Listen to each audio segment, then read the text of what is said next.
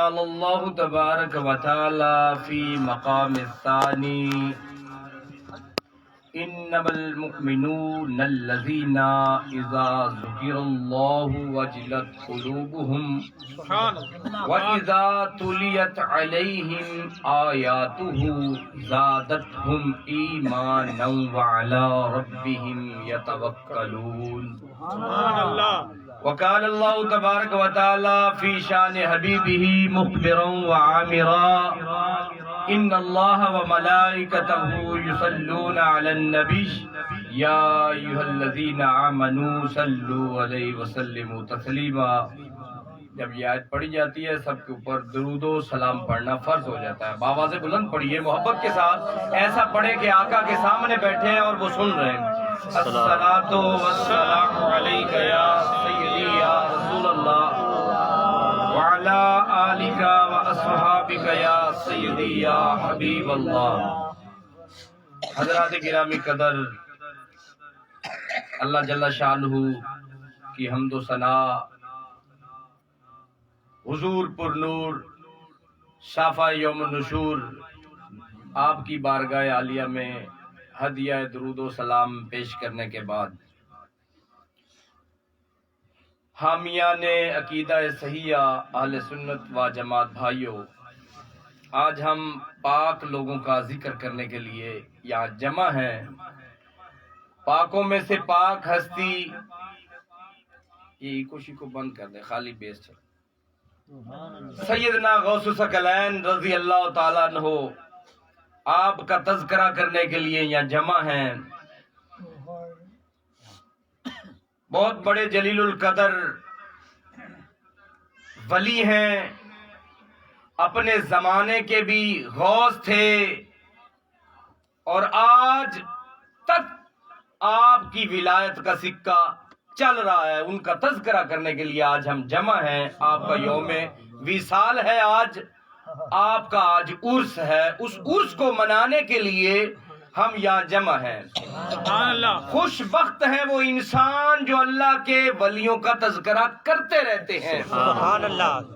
یہ اللہ رب العزت کا خاص کرم ہے کہ اللہ اپنے بندوں میں سے ایسے لوگوں کو توفیق دیتا ہے جن کو رب نے چنا ہوا ہوتا ہے. سرکار کی مجلس میں بھی وہی آتے ہیں جن کو سرکار بلاتے ہیں، بن بلائے کوئی بھی نہیں آتا. بدبخت ہے وہ انسان جہاں آقا کا ذکر ہو رہا ہو وہ اس میں پہنچ نہ سکے. اللہ جل شانہ کلام حمید فرقان مجید میں ارشاد فرمایا والفلک التی تجری فی البحر. وہ جو کشتی پانی پہ تری ہے، تو چونکہ حضور سیدنا غوث ثقلین اللہ کے فضل و کرم سے آپ نے بھی کشتی کو تارا ہے، تہرایا ہے. سبحان اللہ. ہمارا یہ عقیدہ ہے کوئی بھی بندہ کام کرتا ہے، بظاہر وہ بندہ کام کر رہا ہوتا ہے، اس کے پیچھے قوت اور طاقت رب العلا کی ہے. وہی کشتیاں ترانے والا، وہی بندوں کو طاقتیں عطا فرمانے والا، وہی بندوں کو بصیرتیں عطا کرنے والا، وہی اپنے برگزیدہ بندوں کو سماعت عطا کرنے والا. اور سیدنا غوث ثقلین نے جو کشتی ترائی ہے وہ بھی اللہ کے فضل اور کرم سے تیرائی ہے. کیونکہ ہمارا عقیدہ ہے نعرہ رسالت، نعرہ حیدری، سیدی مرشدی، سیدی مرشدی، نعرہ غوثیہ، نعرہ غوثیہ.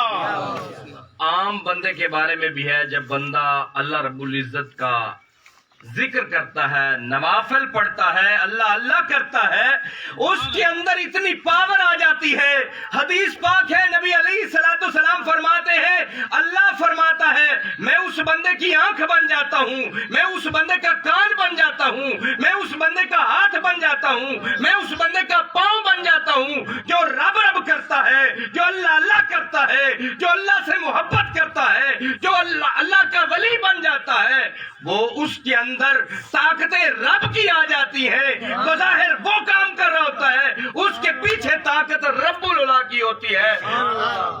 اور یہی ہمارا اہل سنت کا عقیدہ ہے کہ اللہ جل شانہ کے حکم کے بغیر کوئی پتہ بھی اپنی جگہ سے ہلتا نہیں ہے، اور غوث ثقلین نے تو اتنی بڑی کشتی کو تیرایا ہے، وہ بھی رب العلا کے حکم سے ہی تیری ہے۔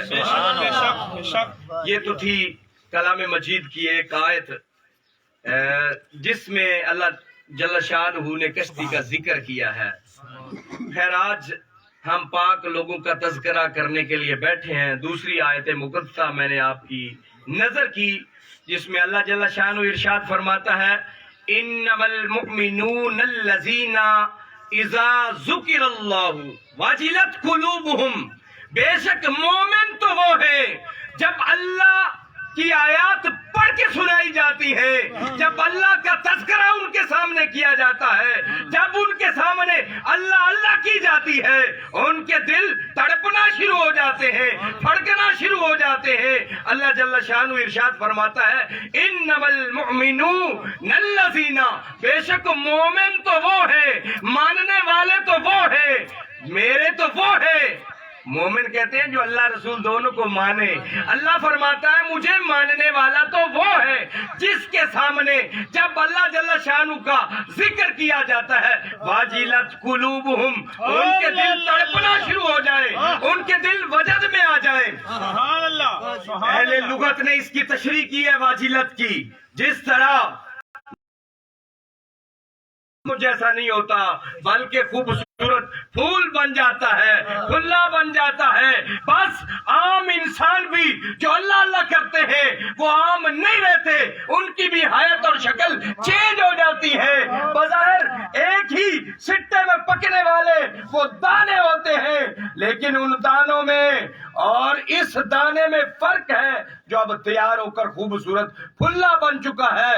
بس جو بھی رب العلا کا ہو جاتا ہے، جو بھی اللہ کا ہو جاتا ہے، پھر اس کی عام شکل نہیں رہتی، وہ عام انسانوں جیسا نہیں رہتا بلکہ منفرد اور نمایاں ہو جاتا ہے۔ سبحان اللہ، سبحان اللہ، سبحان جس طرح مکئی کا دانہ اس کی شکل جب اس کو حدت ملتی ہے، گرمی ملتی ہے، دائی کڑائی پہ بھونتی ہے، اس کی شکل چینج ہو جاتی ہے، اسی طرح ہی جب بندہ اللہ کا ولی بن جاتا ہے اس کا مقام اور مرتبہ بھی بدل جاتا ہے۔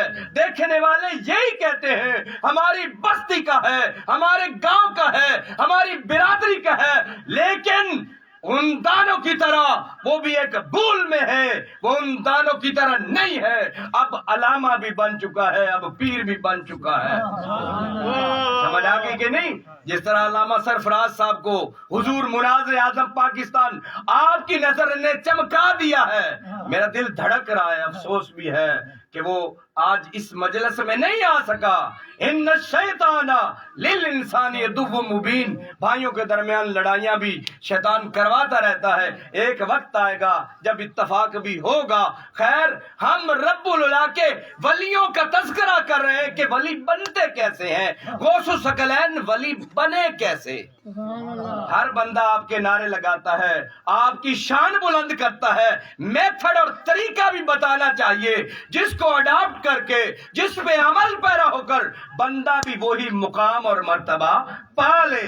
جس طرح بندہ مستری کے پاس جاتا ہے، یار کام سیکھنے کے بعد مستری بن جاتا ہے، ڈاکٹر کے پاس جائے، ٹیکے لگانے والا کا ڈاکٹر ہو، اس کے بعد اسے بھی ٹیکے لگانے آ جاتے ہیں۔ کسی کے پاس کوئی بھی پیشہ سیکھنے کے لیے جائے، وقت گزارنے کے بعد وہ اسی پیشے کا ماہر بن جاتا ہے۔ اس طرح اللہ والوں کی نگاہ ان کے طریقوں پر عمل کر کے بندہ بھی رب اللہ کا ولی بن جاتا ہے۔ وہ کون سے طریقے ہیں، وہ کون سی عادات ہے جس کو سیدنا غوث ثقلین آپ نے اپنایا اور رب کے ولی بنے۔ سبحان اللہ، سبحان اللہ۔ آپ فرماتے ہیں درست العلم حتی صرت کتبہ، میں نے اتنا علم پڑھا، میں نے اتنا دین پڑھا کہ میں ولیوں کا سردار بن گیا۔ حضور علیہ السلام آپ کی سیرت کو پڑھنا، آپ کی سیرت کو پڑھنا، آپ کی صورت کو پڑھنا، آپ کی باتوں کو یاد کرنا مقام ولایت عطا فرماتا ہے۔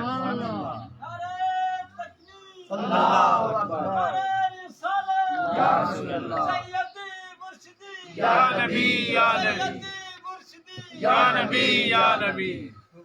حضور سیدنا غوث الثقلین، آپ کا نام آپ کی والدہ ماجدہ نے محی الدین رکھا. محی الدین، دین کو احیاء دینے والا، دین کو زندہ کرنے والا، دین کو زندگی دینے والا. پاک مائیں پاک نام رکھتی ہے. ہاں، جس نے فلمیں دیکھی ہوں وہ فلمائی نام رکھتی ہے، ڈرامائی نام رکھتی ہے. جس نے حضور کے تذکروں کو پڑھا ہو، حضور کے کردار کو پڑھا ہو، حضور کے اصحاب کو پڑھا ہو، اپنے بیٹوں کے نام بھی بڑے پیارے رکھتے ہیں. بے شک بے شک. حضرت سیدنا غوث الثقلین، آپ کی والدہ ماجدہ وقت کی بہت بڑی ولیہ تھی. آپ کے والد گرامی ابو موسیٰ جنگی دوست بہت بڑے ولی کامل تھے. ہاں، انہوں نے آپ کا نام محی الدین رکھا. دین کی احیاء کرنے والا، دین کو زندہ کرنے والا. پھر میں پیچھے جا رہا ہوں. امام حسن پاک اور امام حسین پاک کا تذکرہ کیے بغیر سنی رہ ہی نہیں سکتا. جو امام حسین پاک ہے نا، نبی پاک کے چھوٹے شہزادے ہیں. امام حسن پاک نبی پاک کے بڑے شہزادے ہیں. حضور کا وطیرہ یہ تھا، جب بھی گھر میں جلوہ فروز ہوتے سب سے پہلے چھوٹے شہزادے کے لبوں کو چوستے اور چومتے. سبحان اللہ سبحان اللہ. اس کے بعد اپنے بڑے بیٹے سیدنا امام حسن پاک کو چومتے. حضور غوث الثقلین، آپ کی ماں بتاتی ہے، حضور غوث پاک اپنی کتاب میں نقل فرماتے ہیں کہ حضور علیہ السلام کا یہ وطیرہ تھا. لیکن ایک دن محمد عربی لجپال آپ تشریف لائے، چھوٹے بیٹے کی بجائے بڑے بیٹے کو چومنا شروع کر دیا. اللہ. پوچھنے پہ بتایا گیا، بیٹی میرے چھوٹے شہزادے سے امام پیدا ہوں گے، 12 کے 12 امام چھوٹے شہزادے کی نسل سے ہوں گے. لیکن آج میں بڑے شہزادے کو اس لیے چوم رہا ہوں کہ مجھے جبرائیل علیہ السلام ابھی تشریف لائے ہیں اور بتاتے ہیں کہ چھوٹے شہزادے سے امام پیدا ہوں گے. اور بڑا شہزادہ جو ہے نا امام حسن پاک، آپ کی اولاد میں سے ایک لخت جگر پیدا ہوگا، اس کا نام عبد القادر محی الدین ہوگا.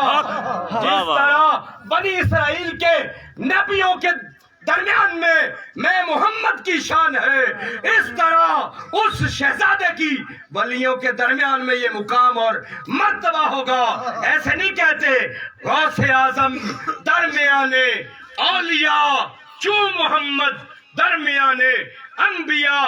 جس طرح نبیوں میں محمد عربی کا مقام چمکتا دمکتا ہے، اس طرح ولیوں میں سیدنا غوث الثقلین آپ کا مقام مرتبہ چمکتا اور دمکتا ہے. واہ واہ سبحان اللہ. حضور غوث الثقلین، آپ کی ماں بھی بہت بڑی ولیہ، آپ کے والد گرامی آپ بھی بہت بڑے ولی کامل.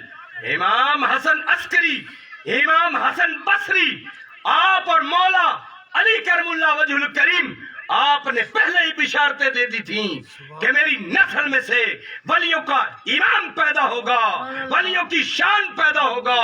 اور حضرت جنید بغدادی وقت کے غوث تھے، آپ نے اپنے مریدوں کو پہلے ہی بتا دیا تھا کہ بغداد کی جامع مسجد میں غوث کامل کو خطاب کرتا ہوا دیکھ رہا ہوں.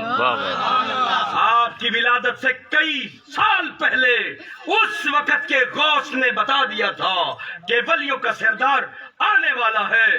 اور حضور غوث پاک، آپ کی ولادت یکم رمضان المبارک کو ہوئی، جس دن ہم حضور غوث پاک کے ماننے والے جشن غوثیہ مناتے ہیں. آج تو آپ کے وصال کا دن ہے نا، آج تو عرس کا موقع ہے. خیر، آپ جب پیدا ہوئے پورے بغداد میں خبر کوہرام مچ گیا. سادات کے ہاں ایک بچہ پیدا ہوا ہے جو صبح سے لے کر شام تک نہ کھاتا ہے، نہ پیتا ہے، نہ روتا ہے.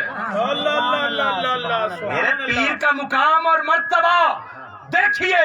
مادر ذات ولی تھے آپ، مشہوری ہو گئی. ایسا بچہ پیدا ہوا ہے جو نہ کھاتا ہے نہ پیتا ہے. اسی طرح آپ کا طریقہ کار پورا رمضان المبارک رہا، لوگ دور دور سے آ کر آپ کی زیارتیں کرتے تھے، سیدنا غوث الثقلین کی زیارتیں کرتے تھے۔ ماں نیک ہو اولاد نیک پیدا ہوتی ہے، ماں ڈسکو ڈانس کرنے والی ہو، ماں ٹک ٹاک چلانے والی ہو، ماں ڈرامے اور فلمیں دیکھنے والی ہو، پھر اولاد بھی ویسی پیدا ہوتی ہے۔ جب ماں عالمہ فاضلہ صاحب تقویٰ ہو تو بیٹے زمانے کے غوث پیدا ہوتے ہیں۔ اللہ اللہ اللہ، حضور سیدنا غوث الثقلین آپ کی بہت بڑی شان ہے کہ پیدا ہوتے ہی آپ کی مشہوریاں، آپ کے تذکرے پوری کائنات میں ہونا شروع ہو گئے۔ اور غوث الثقلین آپ تو بڑے عظیم ولی اللہ ہیں کہ جن کے بارے میں حضور حضرت محمد رسول اللہ صلی اللہ علیہ وسلم نے اپنا سجادہ اپنی نسل کو دیا کہ جب میرے امام حسن کی اولاد میں سے بیٹا عبد القادر پیدا ہونا، محی الدین پیدا ہونا، اس کو تحفے میں دے دینا۔ سبحان اللہ سبحان اور اللہ، جس کی عبادت کا حضور کا مصلی، جس کے نوافل حضور کے مصلی پہ ادا ہوتے ہونا، وہ زمانے کا غوث ہے جس کا تذکرہ کرنے کے لیے ہم بیٹھے ہیں۔ آج لوگ ہم سے پوچھتے ہیں کیا ہے 11ویں، کیا ہے 12ویں، انہیں کیا پتا کیا پدی کیا پدے کا شوربہ، کیا انہیں پتا حضور کی آل کی شان کا، حضور کے گھرانے کے مقام کا کیا پتا۔ تیرا بیٹا پیدا ہو، میرا بیٹا پیدا ہو، پیدا ہوتے ہی روئے، شیطان اس کو حجے مارے نا اور وہ روئے، اور نبی پیدا ہو تو سجدے میں جائے، واہ واہ واہ، اور نبی کی آل پیدا ہو۔ نعرہ رسالت، نعرہ حیدری، نعرہ غوثیہ، نبی کی آل پیدا ہو، نبی کا 11واں بیٹا پیدا ہو، رونے کی بجائے اللہ اکبر کبیرہ روزہ رکھے۔ حالت روزہ میں آپ نے اپنا پہلے 40 دن گزارے۔ لوگ آپ کا دیدار کرنے کے لیے دور دور سے آتے تھے۔ جب ماں اور باپ نیک ہوں، بچے زمانے کے غوث ہوتے ہیں۔ حضور سیدنا غوث الثقلین، آپ کے والد گرامی کا نام تھا ابو موسیٰ، جنگی دوست، زمانے کے بہت بڑے ولی کامل تھے آپ۔ ایک دن آپ جامعہ بغداد کی جامع مسجد میں خطبہ ارشاد فرما رہے تھے، اور وقت کا جو شہنشاہ تھا عباسی خاندان کا، وہ باہر سے گزر رہا تھا۔ اس کے نوکر شراب کے بھرے ہوئے مٹکے اٹھا کے لے کے جا رہے تھے۔ آپ جلوائے انوار وحدت میں گم تھے۔ جب نگاہ اٹھائی ان گھڑوں کے اوپر پڑی، آپ نے فرمایا مریدوں سے یہ کیا جا رہا ہے؟ انہوں نے کہا جی عباسی خاندان کا فلاں بادشاہ مٹکے شراب کے بھرے ہوئے آپ کے آستانہ عالیہ کے آگے سے گزار رہا ہے۔ آپ نے کہا اچھا، ان کو گرا دو، ان کو گرا دو۔ جب سارے گئے، انہوں نے توڑ دیے۔ بادشاہ وقت آپ کی بارگاہ عالیہ میں آیا، عرض گزار ہوا، حضور آپ نے مٹکے کس کے حکم سے توڑے ہیں؟ یہ آپ کے والد کا مقام سنا رہا ہوں میں آپ کو۔ آپ فرماتے ہیں جس کے حکم سے تو بادشاہ بنا ہے، میں نے اس کے حکم سے یہ مٹکے توڑے ہیں۔ واہ واہ، جو ہی آپ نے نگاہ ولایت سے اس کو دیکھا، اس کے سینے کو پاک کر دیا اور ولایت کے مقام سے سرفراز کر دیا۔ واہ واہ واہ، ایسا مقام اور مرتبہ آپ کے والد گرامی کا ہے۔ ایک دفعہ آپ وضو کرنے کے لیے دریا کے کنارے چلے نا، رستے میں صبح صبح ہی ایک سیب آ رہا تھا، تیرتا ہوا سیب آ رہا تھا۔ آپ نے اس کو تھوڑا سا کھا لیا، ابھی دانت مبارک ہی لگائے ہیں، دل میں خیال آیا ہوئے ہوئے میں تو بغیر اجازت کے کھا رہا ہوں۔ آج ہم کیسے ہیں؟ کی ہوئی چیز کو اٹھا کے جیبوں میں ڈالنے والے، ہضم کرنے والے، بھائیوں کا حق مارنے والے، ڈاکے مارنے والے، مسلمان بھائی کی نہ دولت برداشت ہے، نہ اس کا عیش برداشت ہے، نہ سکون برداشت ہے۔ بہنوں کے حق مارنے والے بھی ہم، ڈاکے مارنے والے بھی ہم، بھائیوں کا حق کھانے والے بھی ہم، لڑائیاں لڑنے والے بھی ہم۔ کسی کے پیسے گرے ہوئے ہوں، اٹھا کے کسی کو نہیں بتانا، چپ چپ۔ جب ایسا عمل ہمارا ہوگا، بچے زمانے کے غوث نہیں پیدا ہوں گے، بد عمل و بد کردار پیدا پیدا ہوں گے جب اچھے افعال والدین کریں گے، اولاد اچھی ہوگی، اولاد نیک ہوگی۔ آپ کے والد گرامی کو جب خیال آیا اوف یار میں توبہ کر لوں، اس سے معافی مانگ لوں، آپ چلتے ہیں سفر کرتے ہوئے، چلتے چلتے کسی نے بتایا عبداللہ نامی شخص کا باغ ہے، جس باغ سے یہ سیب گرا ہے یہ سیب اس باغ کا لگتا ہے۔ اللہ اکبر کبیرہ۔ جب آپ معافی مانگنے کے لیے گئے نا، وہ بندہ قرآن پاک کی تلاوت کر رہا تھا۔ یہ غوث پاک کے نانا جان کی میں بات آپ کو بتا رہا ہوں، صبح کا ٹائم ہے، والد گرامی معافی مانگنے کے لیے گئے ہیں، وضو کرنے کے لیے جب آپ سیب تھوڑا کھا لیا، وہ قرآن پاک پڑھ رہے ہیں، انہوں نے دل میں سوچا اللہ کا نیک بندہ ہی لگتا ہے، آج تو لوگ کچھ چیز اٹھا لے کسی کی دیتے نہیں، یہ اتنا سفر طے کر کے آ گیا ہے۔ کہا اچھا میں معافی نہیں دوں گا، اتنے سال میرے باغ کی راکھی کر، انہی سیبوں کی پھر معافی دوں گا۔ اللہ اکبر کبیرہ۔ کون اتنے سال گزارتا ہے؟ گزرتے گئے سال پھر آئے، کہا ایک سال اور خدمت کرو۔ آپ روتے ہیں میری والدہ بوڑھی ہے، میں نے اس کی خدمت کرنی ہے، میں تو گھر سے نکلا تھا روزگار کمانے کے لیے، والدہ نے کہا تھا بیٹا اب تو بڑا ہو گیا ہے، اب تو جا کما، کھا بھی پلا بھی، پھر تیری شادی کریں گے۔